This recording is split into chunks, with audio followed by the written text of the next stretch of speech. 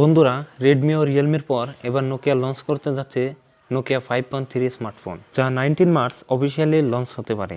তো ভিউয়ার্স, আমি সাথে থাকছি মামুন, আর আপনারা দেখছেন A to Z toto company.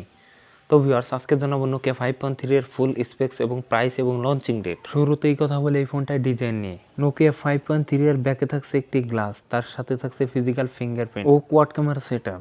এই ফোনটা দেখতে এইরকম হবে। এবার চলে যাই ডিসপ্লেতে। 6.55 ইঞ্চের একটি full HD plus IPS LCD panel দেওয়া হবে। অন্যান্য ফোনের মতো এখানেও থাকছে ওয়াটার ড্রপ নচ ডিসপ্লে।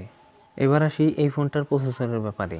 এই ফোনটাতে থাকবে কোয়ালকম স্ন্যাপড্রাগন 665, যা 11 ন্যানোমিটারের চিপসেট। মজার বিষয় হলো এই ফোনটাতে PUBG, কল অফ ডিউটি এবং অ্যাসপার্ট 9 এর মতো গেমস HD গ্রাফিক্সে রান করাতে পারবেন। আর বন্ধুরা, এই ফোনের দুটো ভেরিয়েন্ট থাকছে, 4GB 64GB এবং 6GB 128GB পর্যন্ত ভেরিয়েন্ট। এই ফোনটার অপারেটিং সিস্টেম হিসাবে আছে অ্যান্ড্রয়েড 10.0। এবার চলে যাই এই ফোনটার ক্যামেরায়। এই ফোনটার হাইলাইটস থাকছে কোয়াড ক্যামেরা সেটআপ, যার মেন ক্যামেরা হিসেবে থাকছে 16 মেগাপিক্সেল এবং 8 মেগাপিক্সেলের একটি আলট্রা ওয়াইড থাকছে এবং 8 মেগাপিক্সেলের একটি টেলিফোটো লেন্স থাকছে এবং 5 মেগাপিক্সেলের একটি ডেপথ সেন্সর থাকছে।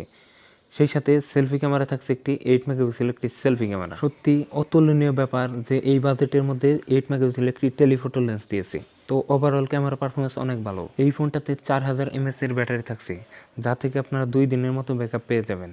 তো ভিউয়ার্স, এই ফোনে ফাস্ট চার্জিংয়ের সাপোর্ট থাকছে, USB Type-C থাকছে, 3.5mm জ্যাক থাকছে এবং ট্রিপল কাটের স্লট থাকছে। তো ভিউয়ার্স, এবার কথা বলবো এই ফোনটার প্রাইস নিয়ে। তো বেস ভেরিয়েন্টের প্রাইস হতে পারে 16 থেকে 17,000 টাকার মধ্যে। এই ফোনটা এপ্রিল মাসের মাঝামাঝিতে গ্লোবালি পাওয়া যাবে বাংলাদেশে। তো ভিউয়ার্স, এই ছিল আমাদের আজকের ভিডিও। তো বন্ধুরা, এই ছিল নোকিয়া 5.3 এর ফুল স্পেক্স। আই হোপ এই ভিডিওটি আপনাদের ভালো লাগছে। তো ভিউয়ার্স, আপনাদের যদি ভালো লেগে থাকে তাহলে সাবস্ক্রাইব করবেন এবং লাইক দেবেন।